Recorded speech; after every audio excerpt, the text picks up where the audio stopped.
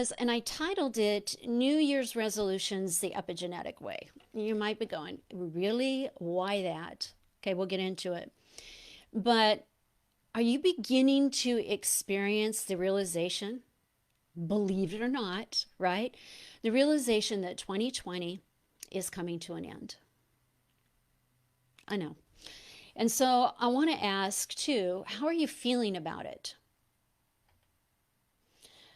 Right? Are you beginning to feel excited about 2020's approach?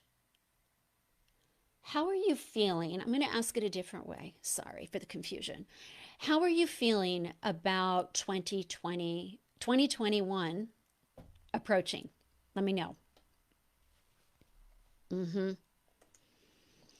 It's coming, right? Whether we, in fact, back in March, we never thought the year would end.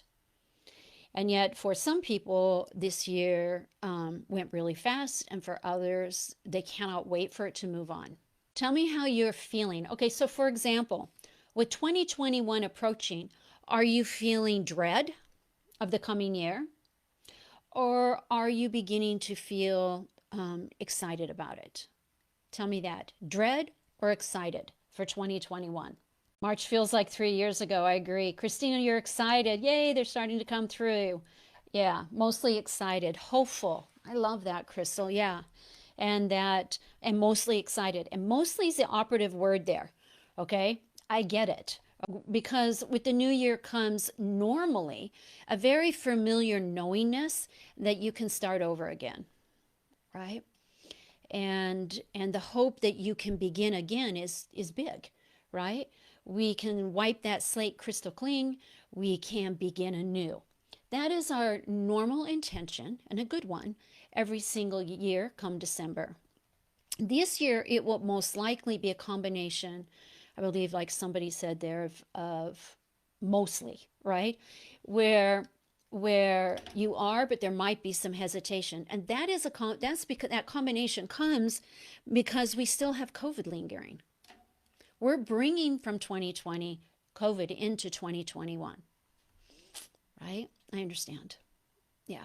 Nonetheless, a new year is a fresh start in many ways. We can adopt new ways of thinking, and we often begin with New Year's resolutions. Today, I want to share with you an empowering method to radically increase your success rate with your latest resolutions in 2021, especially since 2020 has been a doozy. Okay? We have all set resolutions come January. This is kind of it's a natural tendency. So we inherit this desire to be better. Know that. Okay, we learn behaviors telling us, and we're taught in school, and we're taught with the New Year ball coming down, right? Even, what's our new intention for the coming year? So there's nothing wrong with this. It's very natural for us to do. But what I wanted you to know are some interesting statistics that all I had to do was Google to find. Now, I know from my own experience with clients that oftentimes when they come to me, it's because they've been stuck in patterns that don't work for them. Okay? But I decided to go to Google to find statistics because I thought it'd be more interesting. All right? So 90%, when people set their intentions in January, 92% fail at keeping even one of them. Not even everyone, just one. 92% fail at keeping one. Another eye-opening statistic is that 82% of those completed, or 82% of the 92% completely stop, give up, are out of the resolution time by February. That's only a month of taking action, right?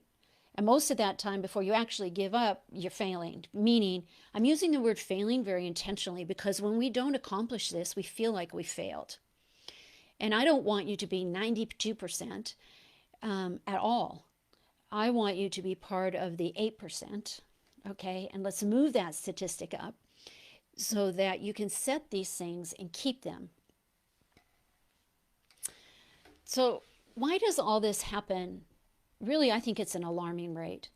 That we as humans have a hard time setting intentions, goals, redefining our habits, and 92% of us fail. Why do we struggle? Mightily, right? Really, we struggle in a big way to maintain our focus and commitment to raise our standard of personal greatness. We all do. You wouldn't be here with me if you didn't care about how you show up in the world, okay? And yet, we can't sustain this tenacity longer than a month. Crazy, right? Yeah, I know. I believe it simply comes down to our standard approach to setting a New Year's resolution. It's a couple of things, okay? And it comes down to treating symptoms, because we've been taught to treat symptoms. If it doesn't work, we have to change it. But we're not taught to be aware of who we are and how we show up and what works for us. And we're not taught to quit comparing ourselves to what the world shows us in magazines as far as how habits should be, right? We're taught that if we're doing it right, then we're doing it like everybody else. So see, right off the bat, you have a new awareness as to why some things don't work for you. Okay? It's because they don't fit. They don't fit who you are. And we're used to treating the symptom instead of the root cause. So answer me below and tell me, I'm going to read them off. I'm going to put my glasses on, change my screen here. I'm going to read these off. And what I want you to do, and I'll go slow, I want you to tell me which of these symptoms, because I'm going to categorize it that for now, you have a pattern of chasing. All right, here we go. There's a lot of them. I'll read them twice. You can have more than one, okay? Exercise. Now you're going to comment below. This will help me. Saving money. Eating healthy. You could just put health for that. Losing weight. Reducing stress. Get more sleep. Just create a budget, let alone stick to a budget, right?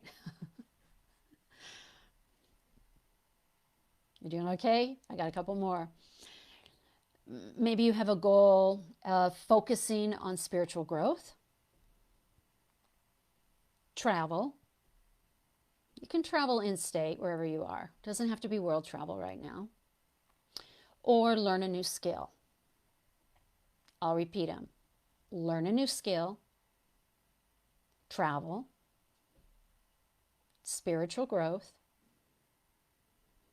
Creating a budget or sticking to a budget. Getting more sleep. Reducing stress. Losing weight. Eating healthy. Money. Can be saving money, making money. You can define it, saving money, making money, whatever you want. Exercise. So, Ramon, you got all of them. I love you, girl. Exercise. Raylene, exercise. Yeah, and as well as these other ones, right? They are, you can keep commenting, all right, about what is typical for you to begin the new year with a new habit, a new intention of accomplishing that's going to change your life, how you're going to change your life with this new goal. Okay. These are the most common. And then what I'm going to do is I'm going to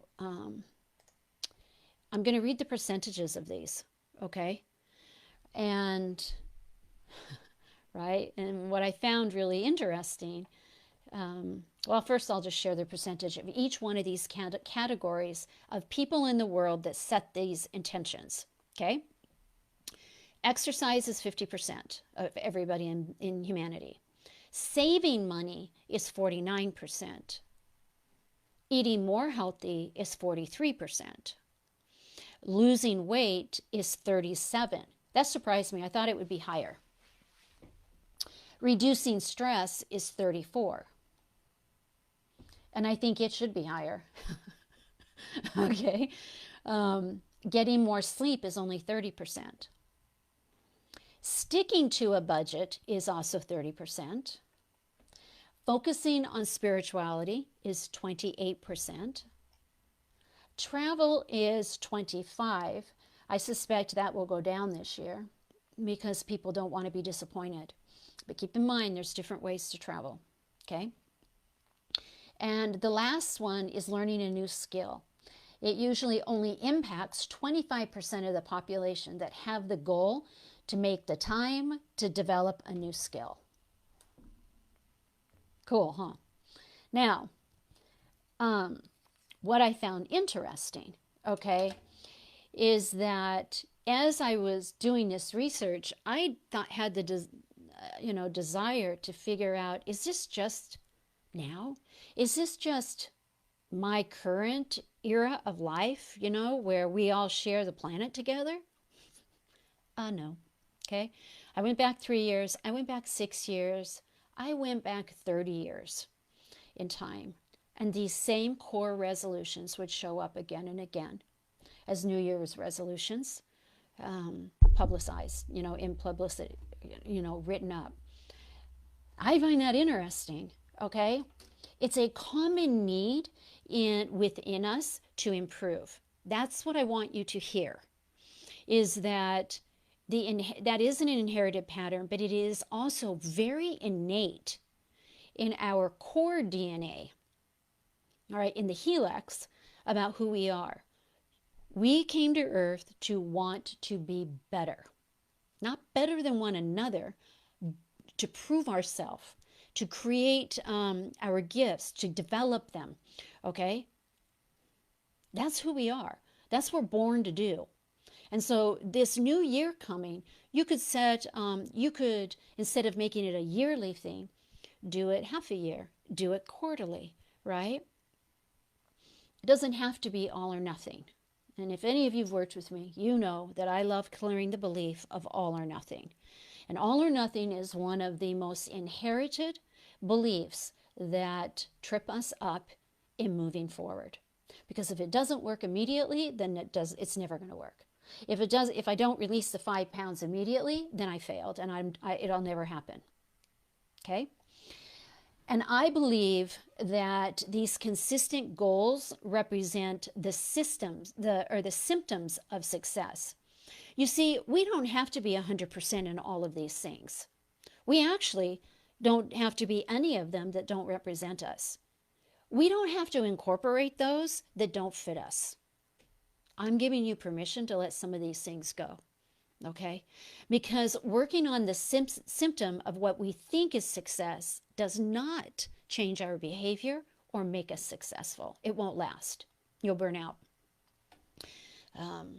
Anyway, but if we want these, if we all want these same things every single year after year, then why do only 8% of the population accomplish them?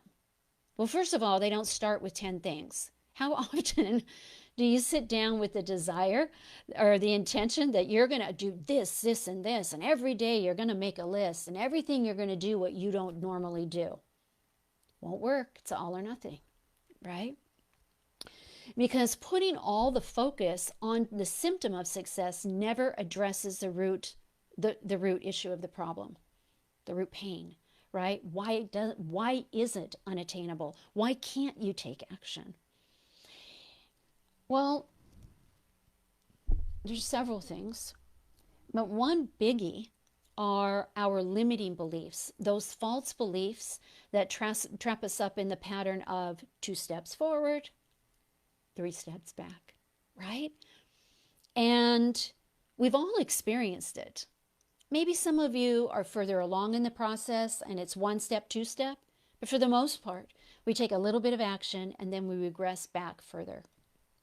And so it's a constant cycle of being on that merry-go-round, that hamster wheel, that forever, living Groundhog Day for some people. I think that movie still continues to be a favorite among people. Groundhog Day, another subject. Each and every year, we go back to the beginning, and we courageously attempt to our hit, or maybe a better way to say is reset button, to accomplish more the coming year than we were able to accomplish in the previous year. So we're already attaining this idea that we have to do something in order to be successful. And that means in life, in how we show up and things like that. Okay? It's not the success of business right now. This is that we can only be successful if we can do all these things, maybe like so-and-so does. Okay. So I'm going to ask you, let me know if you know what I mean here. Are you following me? Right? How are we doing, everybody? Are you with me? Is it making sense? Yes, it makes sense. Thank you, Raylene. Okay. Yes, yes, yes. It makes me happy. Yeah. Okay. So, you might be thinking then the question, so how do you break this cycle, right? The repeating cycle. How do you break that? Well, it starts with healing the source of your energy through a cleansing process within your epigenetics. So think of it as release and rise. You release it and then you rise. Because when we're constantly burdened with the weight of these blocks and this stuck energy, it's very, very difficult to take action. That's why many people embrace in transformation seminars, and then they get discouraged over the years when it didn't change their life. Well, it's because they didn't know that they're being held back within their epigenetics. They just didn't know. All right. So to me, the secret key that will unlock all the doors in your limited expansion inside your resolutions now and for 2021 and in the future is your ability to release the past. And it doesn't matter how that is. It can be past trauma in your life. It can be someone else's trauma in your lineage, past experiences, and that get trapped within you. And consciously you forget about it. Sometimes you remember. But then how do you release it, right? And this is the empowering shift that can occur when you learn to leverage, okay, the liberating tool of releasing your energy blocks and really begin to embrace it. And these blocks could, like I said, could be from an inherited belief around money from your grandmother, and it'll show up. So now when you set the resolution in January to find a higher paying job, you easily get discouraged after only trying for a month, and you think there's nothing out there, or all the good ones have already been taken, and something is better than nothing. When really that's a story you're telling yourself because of a month's experience or because of a deep fear within you of change. So you don't know. If you knew, you wouldn't do it. If you knew, you could push through it. And so I love bringing clarity. Or let's say you mentally decide, due to a past experience of your own, that you are bad at exercising. Or you could have an inherited belief that you're bad at exercising because you have to take care of other people's needs first. It does not mean, like, it can be anything, right? I have to watch myself with that. Or, I mean, what will happen for me is, in the overgive category, is I feel like I have to respond immediately, and it's 10:30 at night. You know what I'm saying? Like, really, do I have to? But I feel this need, so they know that I see them and I hear them and that it's okay. You with me? So I create a story that I want them to know I've heard them, or I see them, or whatever that is. I receive their message. But I also know that I'm not going to remember to come back. So then the story is I have to take care of it in the moment, when really I could do it the next day. So that's how it will show up for me. It doesn't have to be some blatant thing that you're serving at church for 4 hours every Saturday, or at the Goodwill or wherever, and you're not out doing your exercise. That's not it. It shows up, it could be. Could be. But overgiving shows up in other areas. And then what it does in this particular category, because,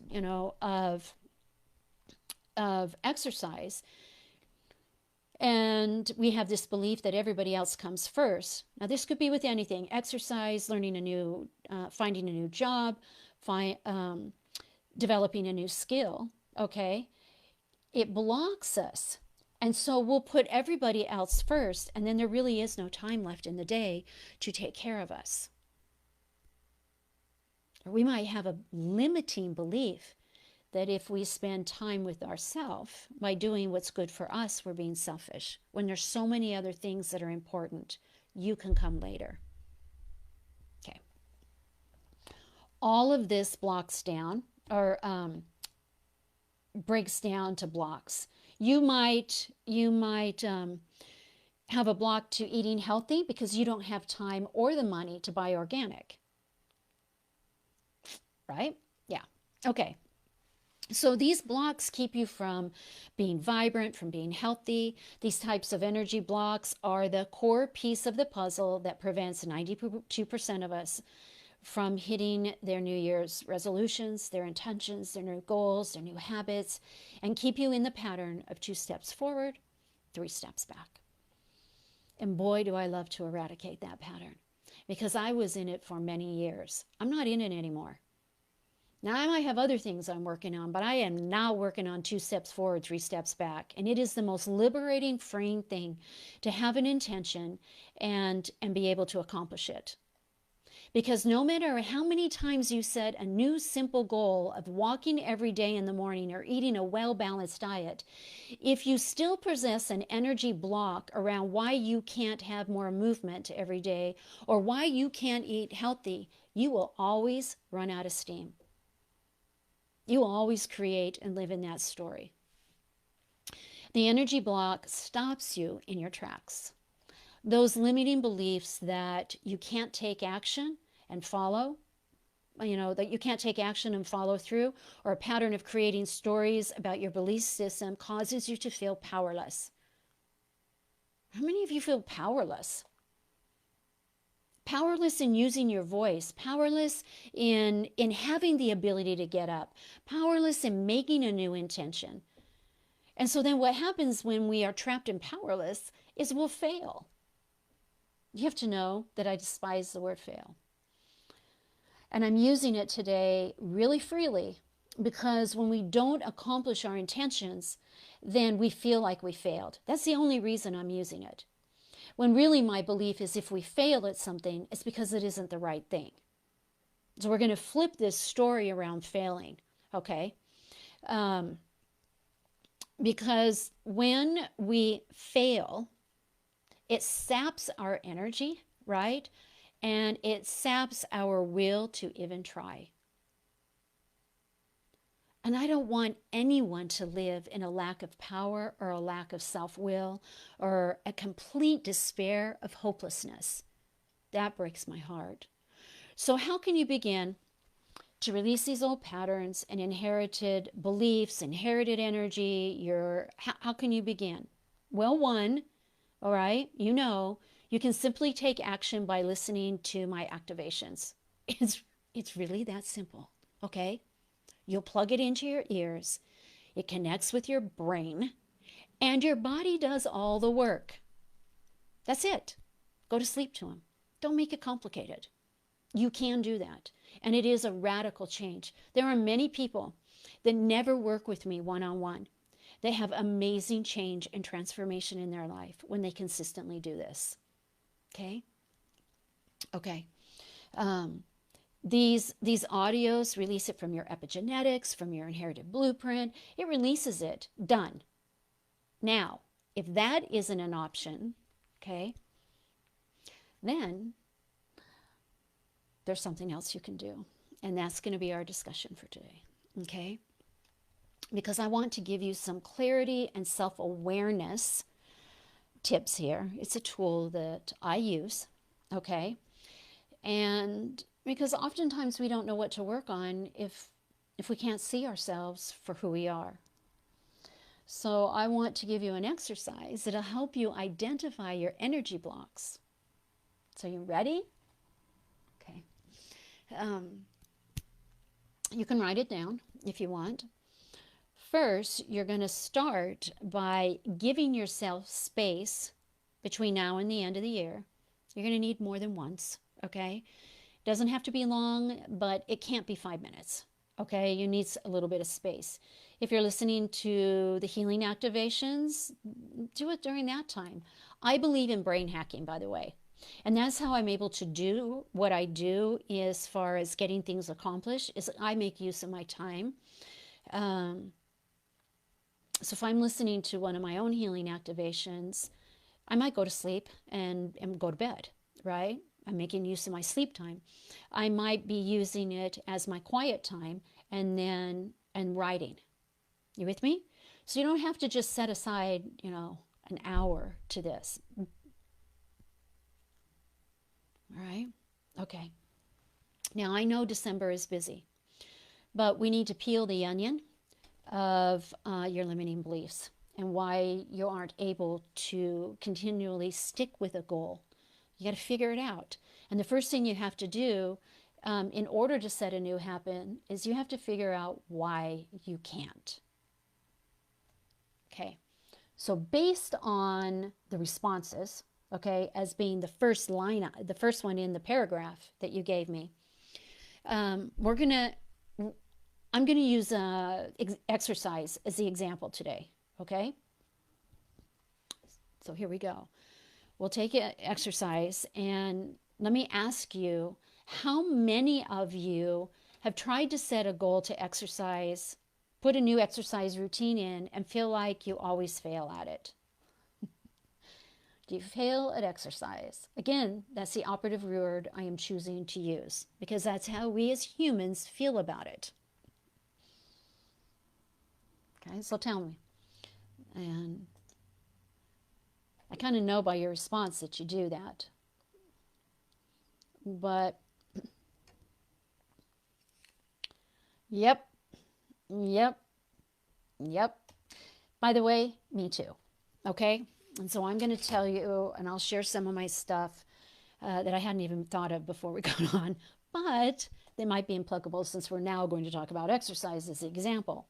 Because this doesn't have to be, it really doesn't have to be as complicated as we've made it. All right? So we're going to break exercise down differently right now. So we're going to do it together. First, you have to get real and honest with yourself, because you have to stop trying to be something that is not your natural body rhythm truth. Okay, so let's begin. Tell me below, when do you have the most energy during the day? Is it in the morning or in the late afternoon? It could be noon, doesn't matter. Tell me what time of day you have the most energy, you begin to pick up energy. It's an energy question about your physical energy. What is your most energetic time of day? Is it morning? Oftentimes that's the case, right? People love getting up 3 hours before everybody else, having their time, getting things done. They get all their things to do done by the time it's 6 a.m.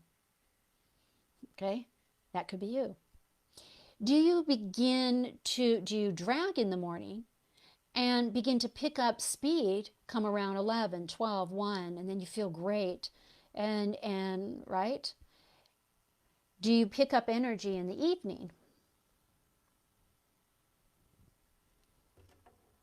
Tell me, what is your most energetic time of day? Morning. Hazel, I so admire that. Mid-morning. Yeah, I understood. I can read mistakes. Yep, mid-morning. Anybody an evening person where their best time of day is late afternoon, early evening? Now, there are some night owls where their best time of day is 9 p.m. and on. Okay, so their whole day is spent dragging until 9 p.m. Sorry. Late morning, then again in evenings. Yeah, Crystal. And you're steady throughout the day. That's incredible, Christina. Way to go. Okay, this exercise will be interesting for all of you. Okay? Yeah, it'll be interesting for all of you. So next I want to ask you, what type of exercise do you like to do? You see, there's a difference. What do you like to do versus what do you keep trying to do? I'd rather ask that question. What type of exercise do you typically fail at? What exercise do you decide, like what's your routine that you're setting in January that you don't do, that you feel you have to do to be successful at exercise? Is it going to the gym at 5 in the morning? Is it an hour of high impact? Is it speed biking at the gym? Cycling, right? Let me know what it is. What do you think you have to do? That's what I want to know. Because I want to know which one it is that you think you can't consistently keep that goal.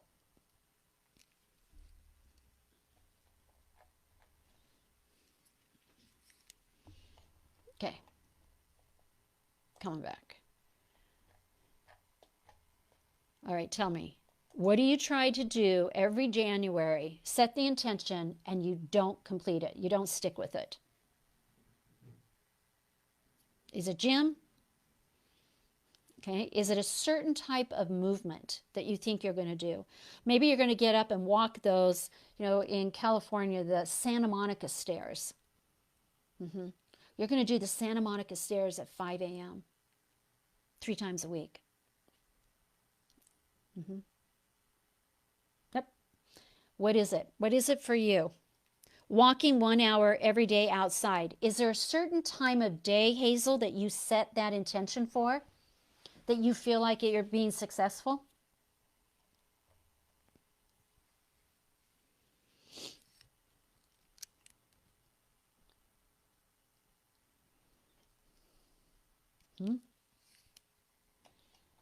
Okay, you people that put exercise, it's not coming through on my end, I should say. I might have to come back through and respond to you afterwards so there aren't long pauses in this.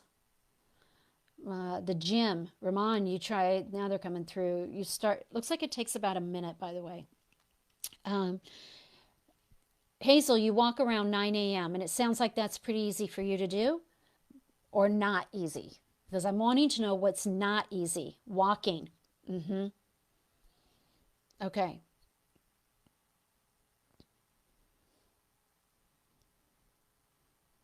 Fascinating, right? That in order for us to be successful, we have to do a certain thing. Okay. Well, for years, I had a certain thing too. So I still get it. Okay. Now I want to know, and I want you to, so I understand the difference when I come back to look later. I want you to put love what you love doing. So love walking. That means that comes most easy to you. Love yoga. Love Tai Chi. Okay? Love running. Many people, and it didn't come up yet, many people believe that in order to be successful and really be in top shape, they have to run. I would say that's the number one thing along with gym. Okay? Maybe people believe that they have to incorporate weightlifting, okay, to be successful. I'm just naming off common ones. What about even martial arts? You have to be a black belt, and if you can't be a black belt, then you're wasting your time. Maybe you think you have to go to a high-impact aerobic class. They don't call it aerobics, hip-hop or something in order to do something that. So write love and what you enjoy doing.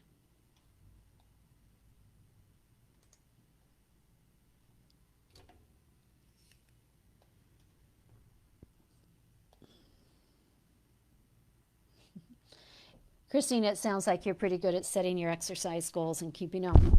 Yeah, I wouldn't be able to do it if I had wore my legs out too. Anybody love doing something? It sounds like you love working out. Wonderful. What do you love doing? It doesn't mean you do it, but if you were to do something that you loved, it comes most easily for you. Okay? You love dancing, okay? You love hiking, yoga, qigong, yeah, trail running. Okay, you are definitely a mover, girl. Kazia, yep, love every bit about that. You love dancing. I love these movement. The most common, well, let's keep going. If I get off on a sidetrack, we'll be here forever. Okay, so next step, you have to get comfortable to take action with your energy style. You have to accept it. So you have to try, if you are a mid-morning, afternoon, evening person, guess what? I'm giving you permission to stop trying getting up at 4 a.m. and doing everything before you go to work and leave the house at 7. Take it off the list, okay? It won't ever work for you. Even if for some reason you could be manic and have that amazing manic energy, and you could consistently do that for a year, your energy style blueprint will not allow you to do it at some point. You will not be able to continue with it. So I want you to stop trying to be something, everybody, that you're not. Now, most often we believe that we have to get up at 4 or 5 in the morning because we're shown this in magazines. Successful people rise early. We are taught this on talk shows. We are shown by those parents that are able to do that, and we don't measure up to that because we can't do it. And when we look at other people and we compare ourselves, most often we compare ourselves to people that we're not like, okay? And so then we feel like a failure and incomplete. Somehow within us we lack because we can't do what they do to be successful. Okay. If you naturally wake up at 7, then stop trying something that is not going to work for you. Okay? Get up at 7, be out of the house at 8, and be to work at 9. It works that way. You'll never be successful doing the 4 or 5 a.m. thing. You'll be able to do it when you have to, but you will not be able to do it consistently. Now, let's say exactly that. You're a 9 to 5, and morning is not your energy style. It's a good day. I think of it like this. If you're a 9 to 5 and your natural time is 7 a.m., and let's say it takes you an hour, like people spend an hour getting to work in LA, like no problem, anywhere in California, okay? And you have to leave the house by 8 no matter what, probably 7:30 actually. Then trying to get up earlier than that when you just need to get to work on time and maybe you have a habit of being late, then it'll complicate your life. Okay, then you need to think about what will work. So I'm going to throw some ideas out because the truth is it's never comfortable. Change is never just, I can't wait to change. And then I can't wait to keep feeling this uncomfortability as I try and change. Says no one, okay? So you have to work with what comes natural for you. And I'm going to stick with the morning thing because that's typically the hardest for people. And I'm going to give you freedom and some different ways to think about how you can use the time that's best for you, even if you technically are unavailable, okay? You're going to bring your shoes, tennis shoes. And if you enjoy walking, then you're going to skip the lunch gossip, giving you permission to skip the lunching, okay? Take your lunch and eat while you walk. Bring a sandwich and eat while you walk. Okay, you can accomplish the health thing as far as eating healthy at the same time putting your tennis shoes on and walking around the block. Okay, go for a walk. Take an extra hour. That's one idea. If you are not a morning person and you have your energy in the afternoon after you get home from work, do not come home unless you can be disciplined to get out of the car, put your purse down, and walk out the front door to go for a walk. Because what happens with this energy type of mid-afternoon, late afternoon energy is you'll get home and then you'll begin to do your list of tasks that need to get done. So don't do it. You have to give yourself permission to delay getting home so you can get your movement in. That's the time. If you love going to the gym, you drive directly to the gym. You can wear the same workout clothes for 3 days in a row if you want. First of all, you shouldn't feel like you need to go to the gym every day. That's an unrealistic goal. Some people are wired that way. It's probably not you. If you're wired that way, bless you, okay? You might have a harder time unwinding, and that might be something else you have to work on. We're working about this right now. So take the extra hour getting home and stop and do those stairs that you've been wanting to do, right? Every city has stairs that people go up and down on. Go to the gym. Sign up for the Tai Chi, right? Class after work. Don't go home. Go home an hour later. Setting a new habit, like I said, isn't convenient, nor is it fun when we try to do something that's pushing us out of our routine. Okay?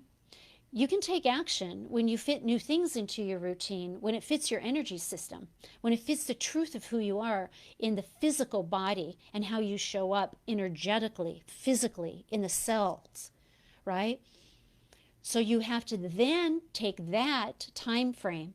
So pay attention, I'm giving you homework, of when you're the most clear, when you're most awake, when you have the most energy, when you can take action time of day. Okay, now, if you are a morning person, great. Set that goal to get up an hour earlier and add additional, routine to your life. And then, because the story is, you wake up and you do exercise and it gives you the energy for the rest of the day. Truth bomb here.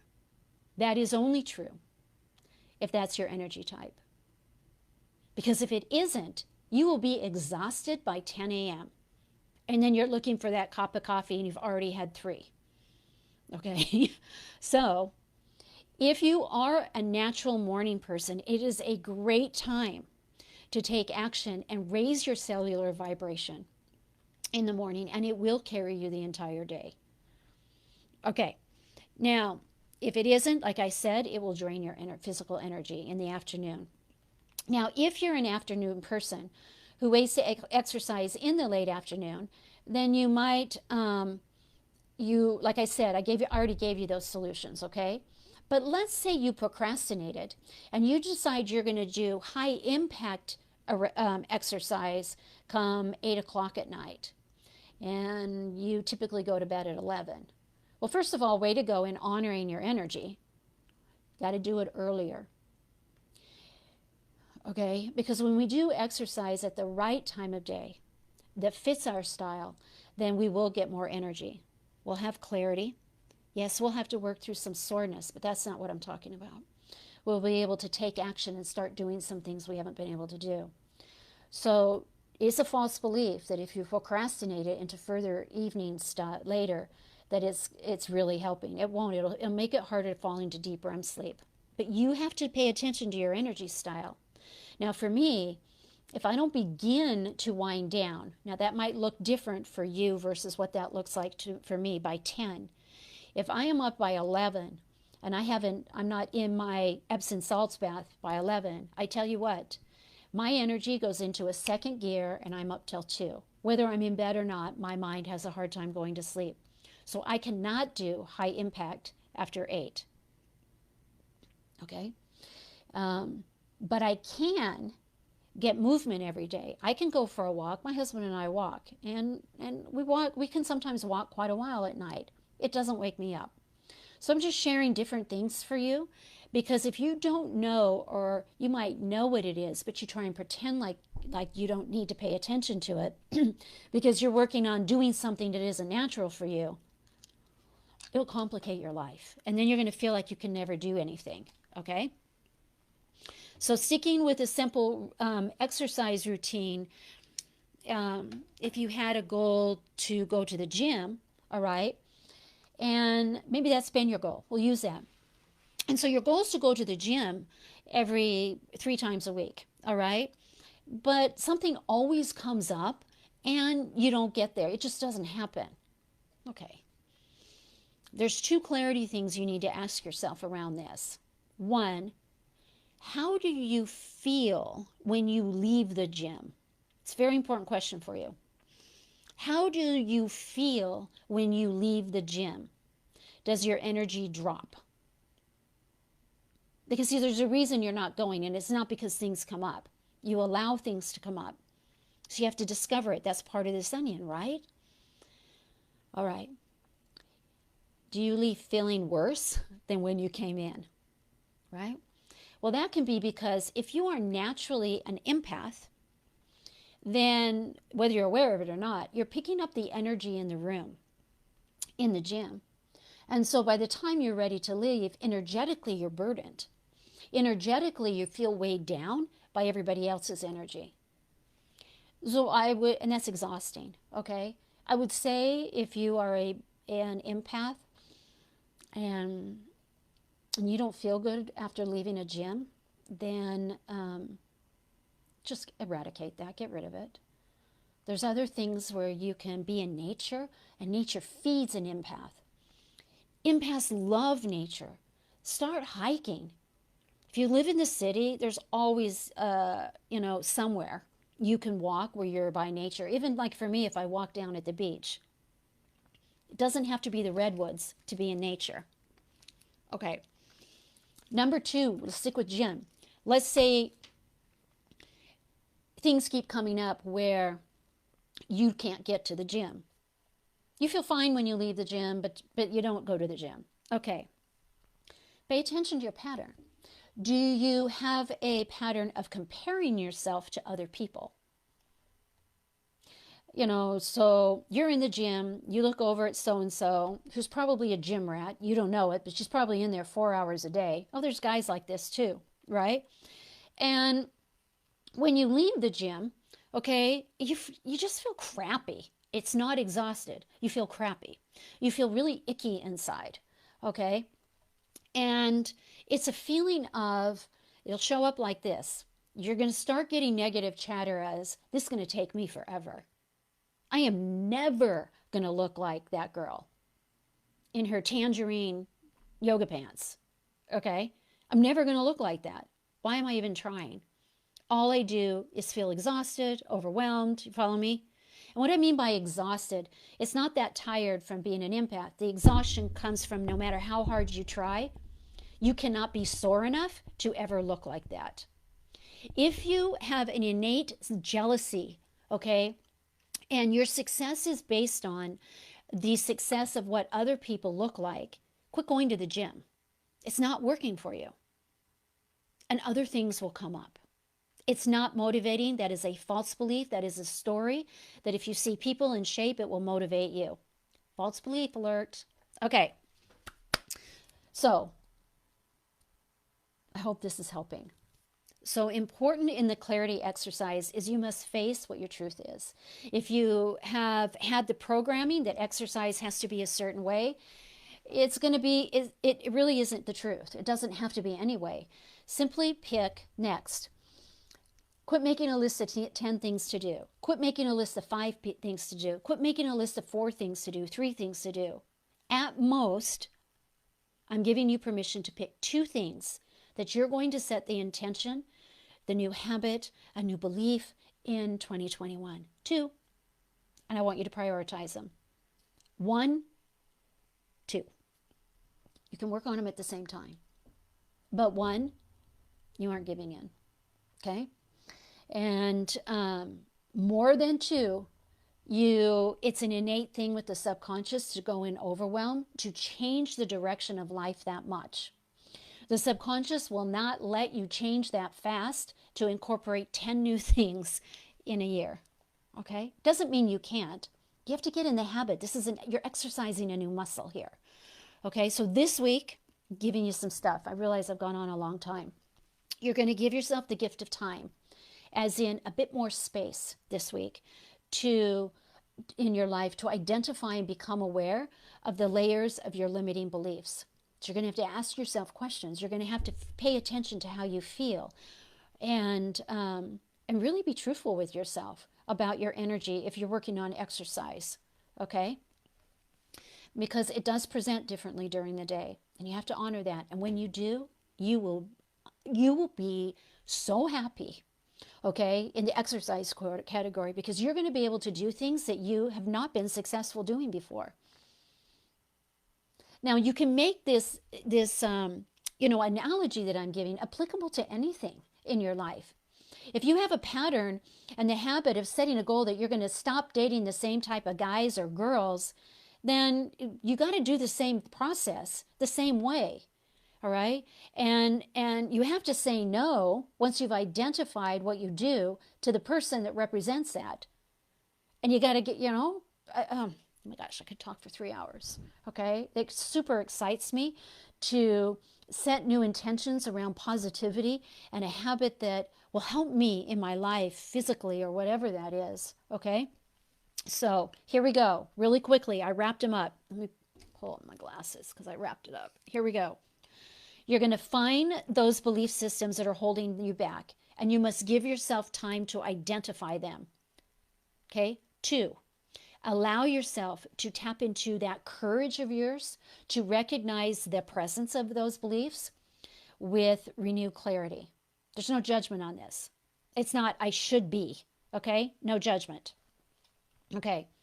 3, once you see them, once you feel them and embrace them as a simple part of your past story, that's important. You have to. Then you can come to terms with the new fact, the new truth. You don't have to carry them into 2021, into any new year, everybody. There's a true sense of empowerment that I promise you. I promise you on all levels and dimensions, there is a new sense of empowerment when you find yourself standing inside the stillness of your liberation. Because that's what you're doing when you're truthful with yourself. You're liberating yourself of stories. You still have to push through uncomfortability and embracing the truth, okay, and taking action. But you can't do that unless you embrace this stillness of liberation. And I promise you it will be empowering. Okay, now, I want January 1st to come. I want it to arrive, I want you to step into it and be ready to rise, okay? I want you to release now, do the work, okay, and begin to rise in 2021, right?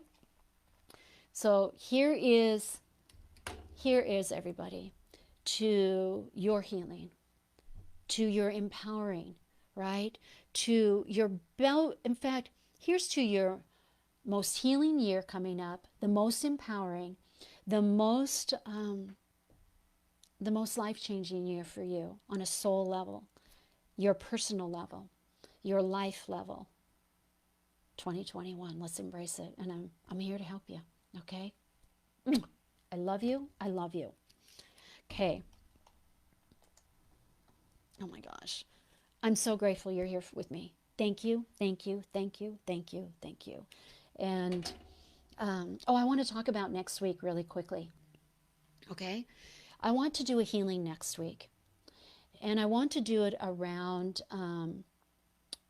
the holidays, around being around family. Many people are going to be with family, okay? Even though we're in COVID, I'm going to be with family, okay? You might not be able to. But I want to do a healing around isolation and around being around family and family drama this coming Wednesday, okay?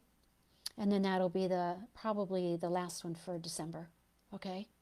All right, so put your thinking cap on about how I can help you with that, and we'll do that next week. Sending you lots of love.